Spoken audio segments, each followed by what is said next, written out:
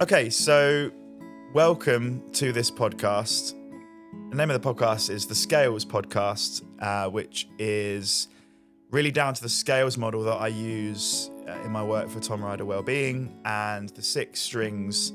It's kind of modeled on a guitar, right? So scales has 6 strings for well-being that we need to keep in tune and we need to keep in harmony and in balance.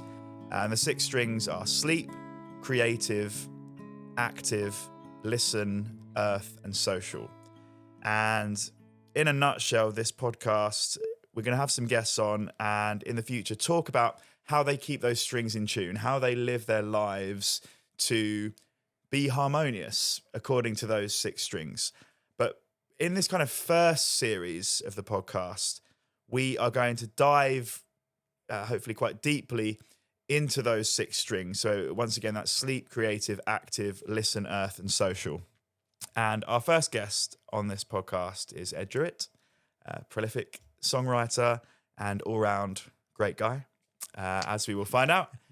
And sometimes, most of the time. And we're really going to dive into the creative string, and we're going to talk a lot about songwriting and kind of process and how writing songs is a therapeutic exercise.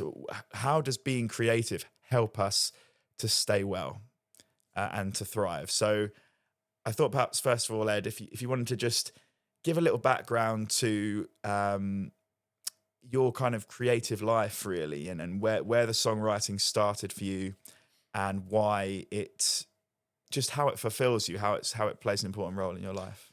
Yeah, so I've been songwriting professionally, if you like, probably for about 15 years now, which is scary. But it's just something that I knew I liked doing before I knew it was a career option, and then almost fell into it as a career option. I got signed as an artist in my own right by Virgin Records when I was 21, I think, and that fell apart. That was disastrous, quite frankly. I was signed, dropped, released independently. Radio didn't want to know. That was a real slog, but thankfully, running parallel to that, the songs that I was writing picked up attention from various other record labels or management. And ironically, the song that was decided to be my first single at Virgin, once we'd eventually found it,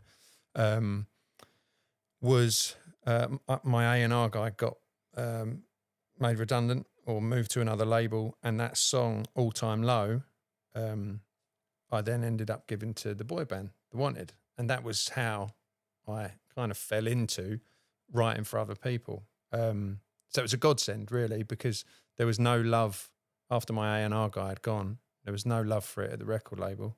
And so I don't do many smart things, but the smartest thing I've ever done was give that song to the boys, because that kick-started, the career as a songwriter. Sure. Crazy. And the artist side of things is, as is well documented, tremendously tough. And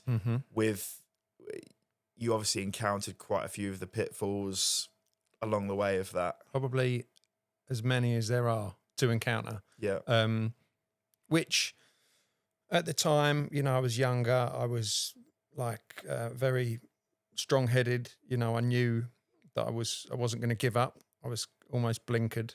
But there was an obvious place to get off, if that makes sense. It was like, okay, I did BGT as kind of a last-ditch attempt. That didn't quite go how I thought it might. And that was when I started going, okay, you've spent the last 8 years, experiencing the highs and lows of the artist career, mainly the lows, really. Yeah. How much do you really want this going into your, the mid stage of your life? And the answer was not as much as I did back then. And actually now, you couldn't pay me. You couldn't pay me. I'm not just saying that. You could not pay me to have that life. I'm so happy with anonymity and being able to take my girls out for lunch at the weekend and have no one know who I am. Like that's it's almost the type of person I always have been. But when you get caught up in that whirlwind of trying to make it as an artist, you probably lose sight of that. But yeah, I mean, I'm very lucky. I'd say probably very lucky to have not had it work out. Yeah. Because I don't think it would have ended well for me, if I'm being completely honest. I've had quite a colourful, story in the industry as it is, just the things that come along with it, and managed to control that and come out of the other side a happy and healthy chap. But I don't know if I'd have been able to pull myself out of the madness that comes with the artist side of things. There's countless examples of people that hasn't worked out for. So I think myself quite lucky, to be honest, without meaning to take a dark turn on things. Yeah. Well, that's really doing this podcast is kind of all about that, to dive in to aspects where you're comfortable with that. I just something that occurred to me, two pure songwriters that occur to me are Guy Chambers and Max Martin, right? And in terms of you talking about the touring life and the artist life and the pressures of delivering night after night those songs and all the traps you can fall into socially or whatever it may be. Mm-hmm. I think like looking at Max Martin, Guy Chambers, they're two guys that do have, they're well known, but they have that anonymity in a different way. Yes, yeah. And essentially they are producing that content, those songs that are then toured by somebody else. Yeah. And they can go for lunch with their family at the weekend, and they get, because it's magic. So you're still close enough to the thing, which is creating music. Yeah. Meeting wonderful people. You're still close. You are that. You are part of that, but you just haven't got the added responsibilities that come with being a superstar. Sure. So it'd be nice to, we don't have to spend loads of time on it, but just to go through some of those songs, some of those big hits, some of those successes that you've had, which must have been a source of huge pride to work with the kinds of artists you have worked with. So just give us kind of rundown of highlights and just experiences that you've had in this career. Yeah, so I'll start with the first one that I've already mentioned, All Time Low by The Wanted, originally written for me, but just made sense. The boys had a lot of backing, and it was going to be supported by radio, which was a huge thing back then. Radio doesn't matter so much these days, unfortunately. But so one of my standout moments was that song, and it was hearing it on radio for the first time. And I was in the car on the A406 with my old man, and it came on, and we were just, people must have thought we were mad. Windows down, blasting it, going, "Oh my God!" Yeah. And then, you never get tired of it. Even today, if there's a song that I have out and that gets played on radio, even if it's just a one-off, you're listening. You're making sure you know what time the show's on, and you're listening out for it. It's magic. But then, God, I'd say Glad You Came, hearing that when I was in LA.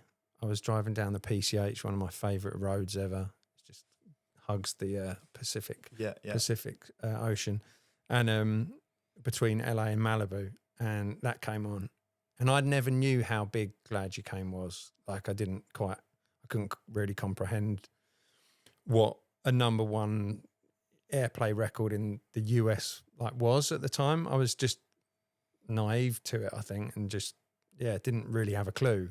People were telling me like, dude, this is going to go. And I was like, I don't know what that means. Yeah. But that was special. And then I've loved them all, Tom, to be honest, mate. I mean, you can never guarantee what a song's going to do, but to have been involved with some of the artists that I've been involved with has been far beyond my wildest dreams. Black Magic, I loved being a part of.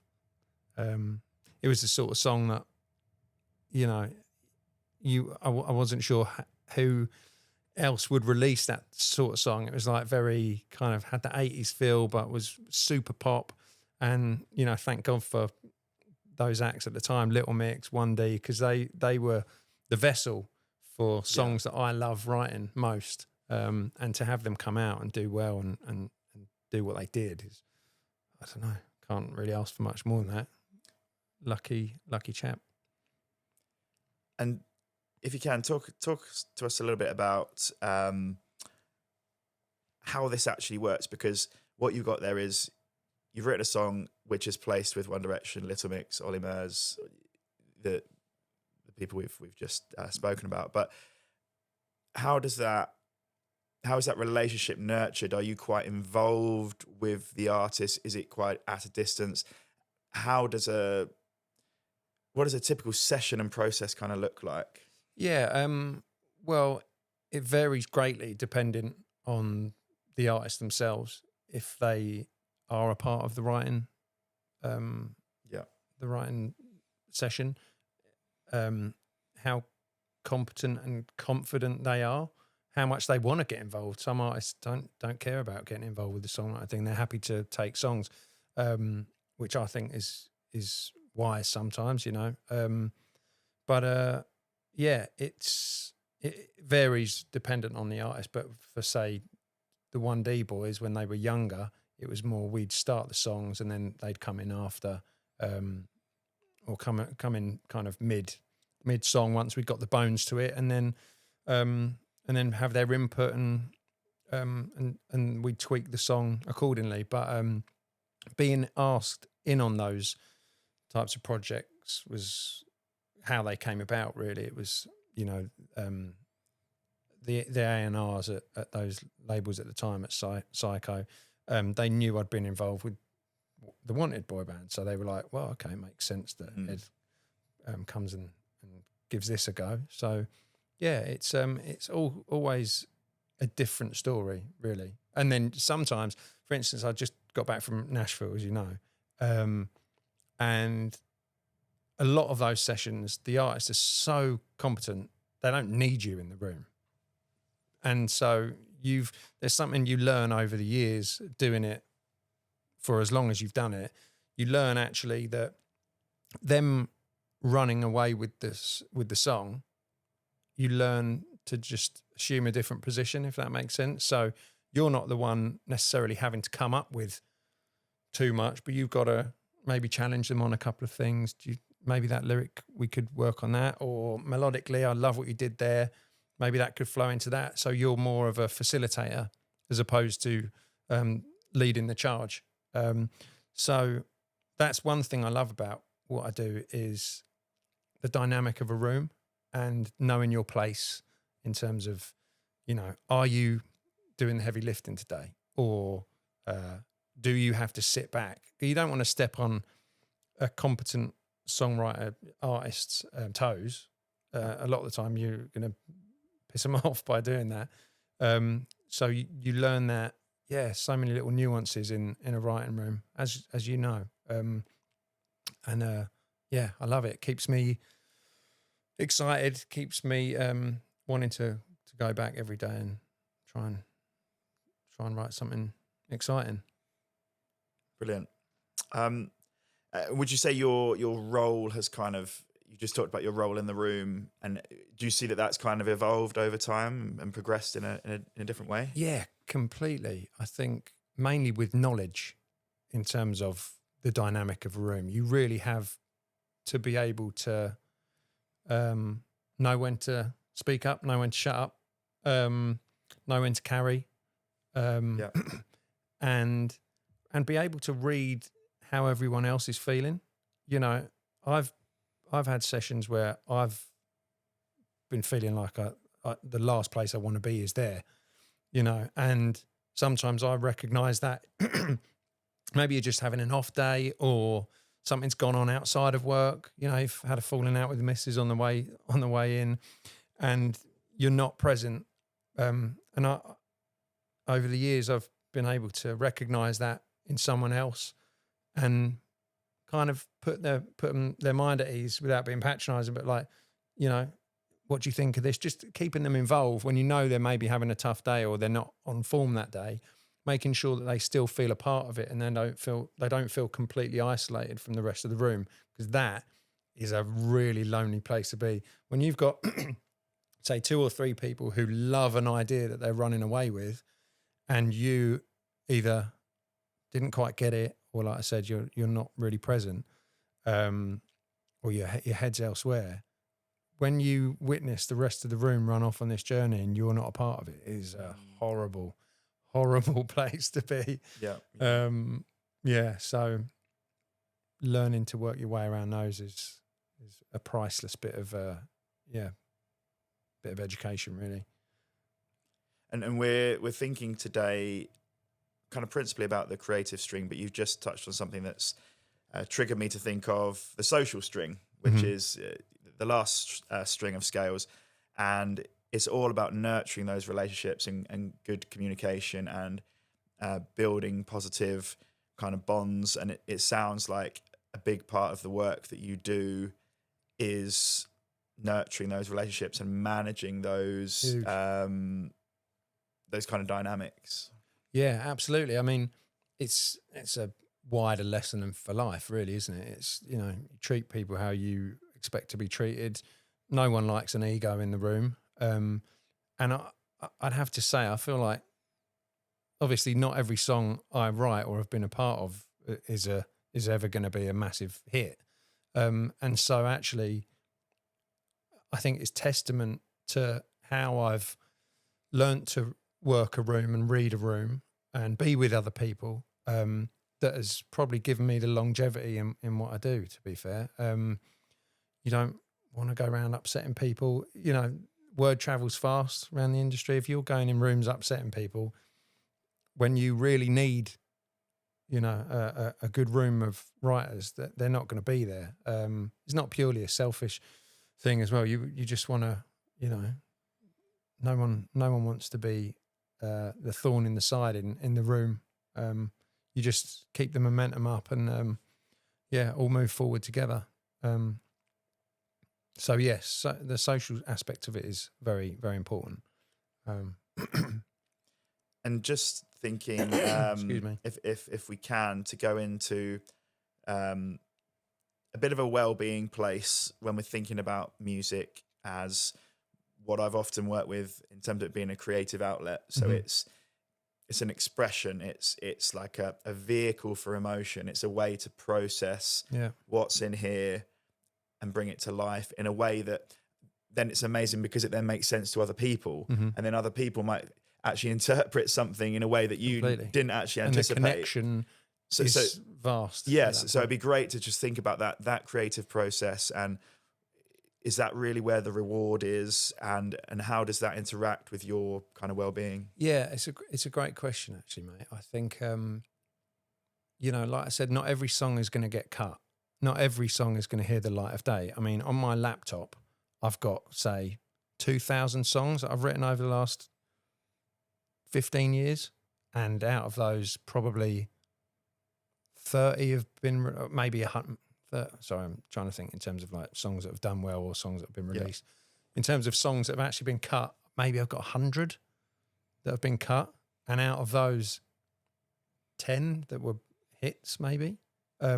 So in terms of, you know, songs written to released, the numbers are really skewed in the favour of, you know, people never hearing those songs.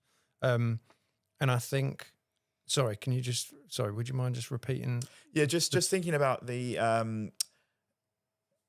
kind of taking it more on that well-being angle, and just thinking about the creative Yes. process Yeah, in yeah. terms of how does that help you? Yeah. So with that said, you're not getting reward in terms of a song being a hit every time. You're not even getting the reward of the song being heard all the time. I don't know what that ratio is, but like I said, it's low. not great. Yeah. And that's pretty universal. But what it does provide is every day you go in and you come away with a song, that feeling of, like we were talking about earlier, that feeling of just having been a part of something that never existed, and that you can come out, maybe the producer's going to send you a bounce on the way home, and you can play back something that gives you that feeling of the first time you heard your favourite song, you know, and you can play that song on repeat. No one else in the world has heard that song, but if I love a song enough, I will play it back to back the whole drive home, an hour and a half out of London on a Thursday night, you know, and that, even though you know the chances of that being cut, let alone a hit, sorry, by cut, I know you know what Recorded. it means, but cut, taken by an artist effectively. I know that it's really a slim to none chance of that song ever being heard by anyone, but just being there on that day and having that for my little song bank is enough. And, you know, that's why I guess that is the reason I still do it. Yeah. Because it's a powerful feeling. You know yourself what it's like to to create that thing, and be able to play it and love it. Yeah. It's magic. And the wins are not necessarily the big show-stopping moments. Like you say, it's actually just putting that on in the car on the way home, or just those little moments when it clicks. I mean, I've found recently had a day where I was kind of teaching a bit, and it kind of really wore me out. And I had a rehearsal with a piano player in the evening, and I was quite fried. I was quite sort of spent, I suppose. But I just started playing, and it's original music, and I just, because we have a gig coming up, and I just started playing this original stuff. He started playing this beautiful. So you were just creating there? He was basically putting his piano parts into my songs, and I walked out of that session at the end of that rehearsal just like zen, completely zen, yeah. And it rejuvenated me, and that's really what I'm getting at with creativity as a way of making sense of. Yeah, it is a therapy really, and it might be nice to just touch on that. Yeah. I mean, also in terms of not literally the therapeutical side of it, but the amount of conversations that we'll have in a room. You know, the first hour and a half really of most songwriting sessions, whether you know the people you're working with that day or not, the amount of opening up that people do in those first couple of hours, by the end of the day, you feel like you've known them your whole life. That's a form of therapy in itself. Just being around, you know, other creative people who are going through their own stuff, and providing a safe space to talk, you know, about whatever's going on. And typically a song will come from that, you know, especially if the artist is, if the artist works like that.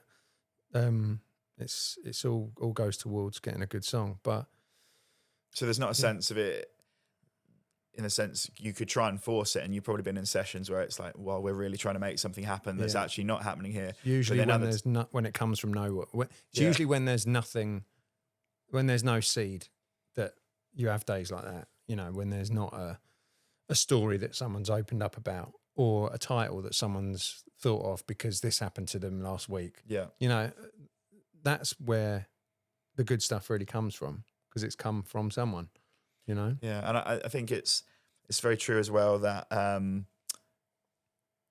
just looking at things in a creative way as well, there seems to be a close connection between creativity and, I don't want to say madness, because that's just, you can't now in 2025, you can't really say it, but you're right. But actually, you know, you look at Kurt Cobain. I mean, Sting. My diagnosis is bipolar, right? So is Sting. So is Demi Lovato. So really, I didn't. You know, there's just, you know, the way that interacts with, actually people will look at a song and think, I do not understand how you made that from your brain. But for people who are creative, it's just how they process that emotion. And you listen to complex music, Queen, for example, it's just like baffling. Absolutely it actually baffling. puts what I do. But Really, but in terms of, and this is why these people are superstars, but actually these people are also incredibly troubled. And I think it's interesting to think about that interaction between the personal life and the creative life, because they become one and the same. And that's when you can get into those complicated situations of like, will it be drugs? Will it be not sleeping? Will it be, I would set it in that scales context of actually you start to not look after those other strings. For example, you could go and party for a week. You're going to neglect your sleep string. You're going to neglect your active string. Probably you're not going to be earthing yourself. So you're not going to be grounding yourself and taking that time that you need. So also paradoxically, there's a lot of creativeness that comes from that chaos, also, which is, the Kurt the classic example is the Amy Winehouse situation.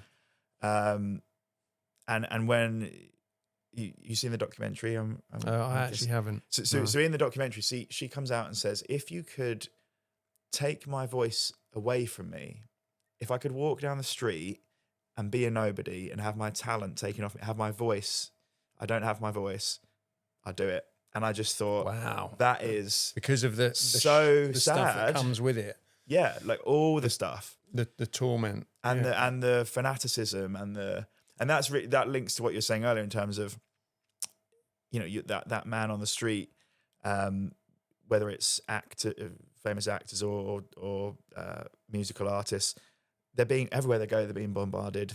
That private life separation just isn't there. Absolutely. And even that aside, an unknown artist who is struggling with that type of brain, a creative brain, who's unknown, is still going through that, but just less publicly, and it is so public. I mean, another example, something, Lewis Capaldi, who took time away, a troubled soul, a very talented soul as well, but it's just, and then the demands of the label or the demands of, we're going to make this album, but actually you're not in that place. Like, it's getting better in the industry, which is good. I think with Lewis, the team recognised, I don't know the ins and outs, but the team certainly recognised that something needed to be put on hold for a while they looked after, while he got looked after. Yeah.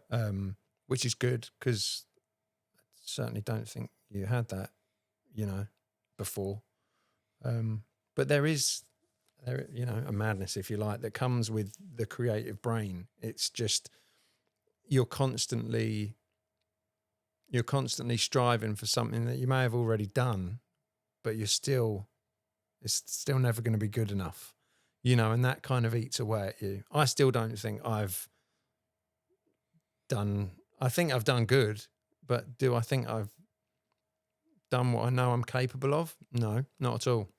That's been the driving force of my last 5 years. I've had the quietest years of my career over the last 5 years, and it's been absolute roller coaster of emotions. Just the humbling aspect of it. Just I kind of got a bit bitter about the industry, and I don't belong here anymore, and no one wants to hear what I've got to say. And then you come out of that and you go, no, I do belong here, and I am worthy of being here, and I have to fight and work smarter, and to bring myself back to where I want to be, or to surpass where I've been in the past. But that is a maddening trait to have. It never leaves. Yeah. You're always going. The hunger. Yeah. The hunger, and the hunger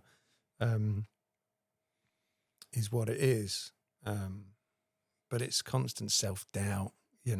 It's anyone you speak to who's in a creative industry, and probably outside of creative industries, if you've got that type of brain, I suppose, nothing will ever be good enough, which got you there in the first place. Yeah. That's the irony of it.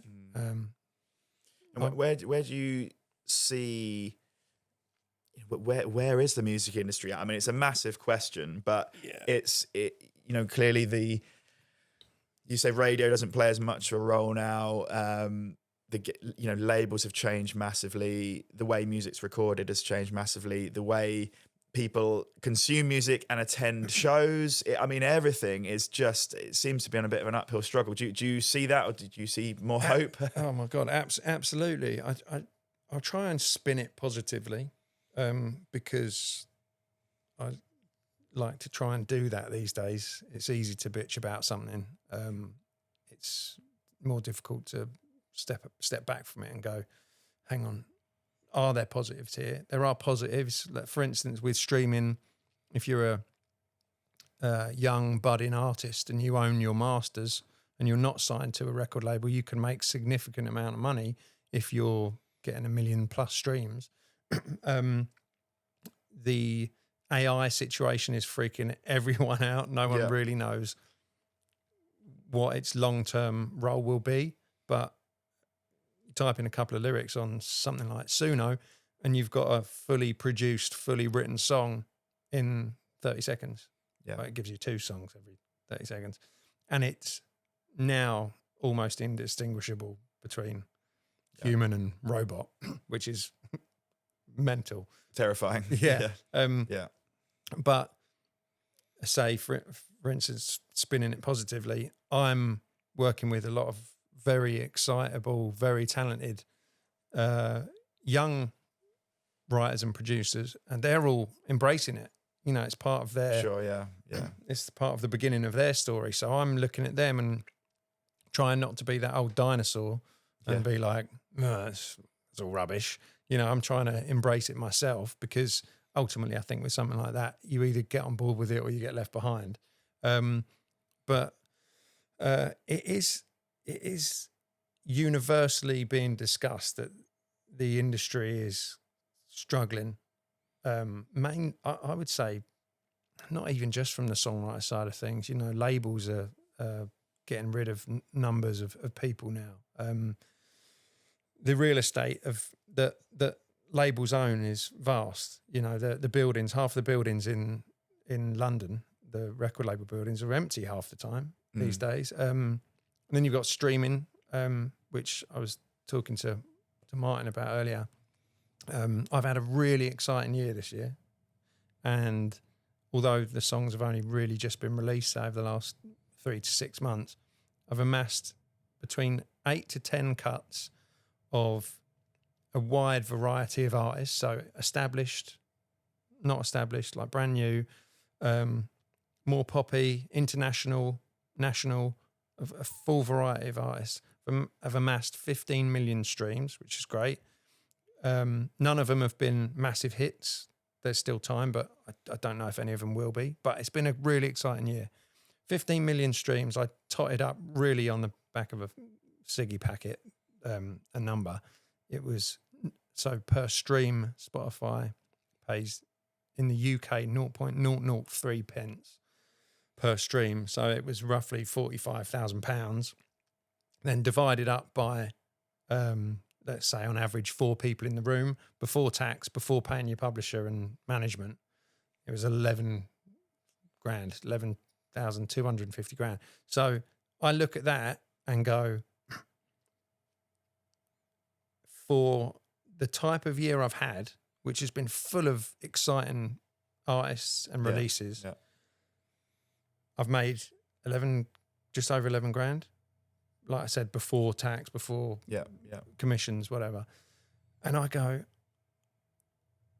if a new young songwriter had the year I've had, and they came away with that is not sustainable income. I think minimum wage in the UK is 28 grand, something like that. Right, yeah. So to put all that time and emotion and passion and have those knockbacks and that you get with doing music, to then have that as the reward is how do you how do you say to a young budding songwriter, drop everything you got and go for songwriting? You can't really. Something has to change.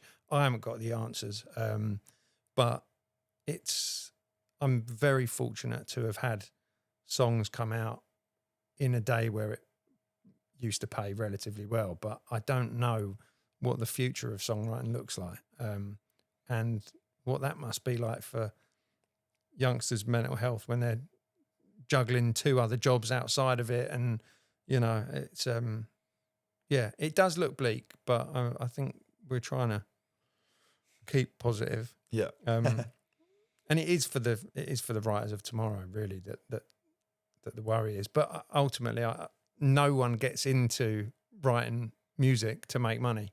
It's just something that either comes or it doesn't. So if I was a young writer today, would I stop songwriting? No, of course I wouldn't. You do it because you love it.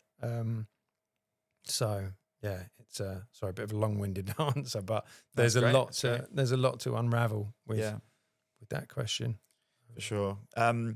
We've chatted a fair bit. I don't want to overblow too much. I just, as a kind of some closing comments, really, be nice to just hear about how you look after your well-being, and there's an element of the career that drives that creativity, but actually, what else is going on? What are the other parts of the puzzle? Yeah, I think in your teens and 20s, you're more naturally all over the place, and that's okay. I was really being all over the place in my 20s was a complete understatement, right?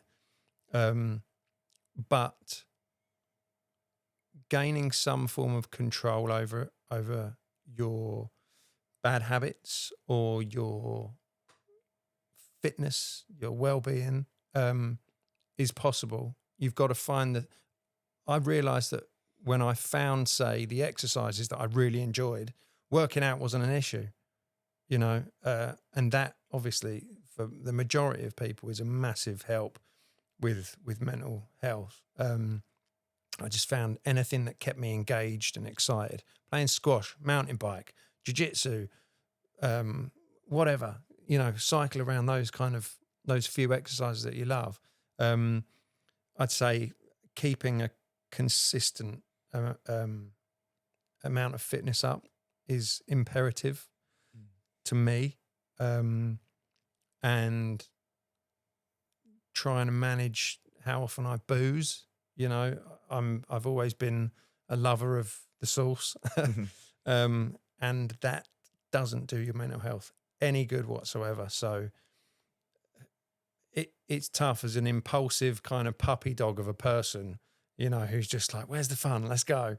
That is still something that I struggle with in terms of beating myself up because I had a boozy one, or trying to not drink in the week because I want to work out tomorrow, and it is a constant balance. And I think what I've learned is there's no end to it. You don't just wake up one morning and you've nailed everything. Yeah. It's a constant reshaping, remolding of what you're doing, constantly stepping back and going, how am I doing at the moment? Yeah, I'm pretty good. This month's been good, or for whatever reason, this last week I've just been off and work's been shit or whatever it is. But it's about just getting back, with fitness, for instance. Okay, you haven't done something for a week. Fine, get back on it. Just keep going back to it. It's going to have a positive long-term effect. Is there something, if you're struggling with alcohol or whatever, is there some form of system you can put in? I'm one for systems. Anything I can make sense to me, I love. Yeah. So over the last few months, I've just been really strict with not drinking anything in the week, which has helped me immeasurably. I wake up on a Monday morning, I feel fresh. I'm training. I get to work. The blood's pumping and I'm firing on all cylinders, and I'm like that until Saturday. And then I look forward to having a couple of beers, and I've realised that there is a place for booze in my life in some capacity, and typically that'll be, seeing my best friend yesterday, for a couple of pints and catching up. And there's something so wholesome in that. And camping, I love, a nice couple of pints or whatever. That would tick the earth string, getting into nature. Yeah. I mean, that is it. Well, I mean, if we've got time, like the outdoors for me is something that I'm just grateful to have the knowledge that the outdoors provides something really great for me. And I wish whoever watches this, if you've never been into the outdoors before, and not everyone is, but give it a go, because what it can provide is immeasurable. I think just, a tough walk on a rainy day, or, going up a hill, or spending a night out on a hill or in a campsite or whatever, just great fun. And all you're thinking about in those moments are, am I dry? Am I hungry? Mm-hmm. Am I tired? Do I need to rest? Sort of caveman instinct. It's just super caveman. Nothing else matters. You're there. Okay, let's get some food on. Let's warm up. Let's get the tent up or whatever. And life all of a sudden becomes very basic and very simple, and ironically gives you so much in doing so. The outdoors, huge one. Brilliant. Okay, well, I think we've covered loads there, so thank you for sharing, and not at all. In these fabulous surroundings, which has been a pleasure to come and see you today. Thanks, mate. In the studio, and I think we'll probably hold it there for now. But one more time for Ed Drewett. Thanks for having me. Thanks so much. Cheers, mate.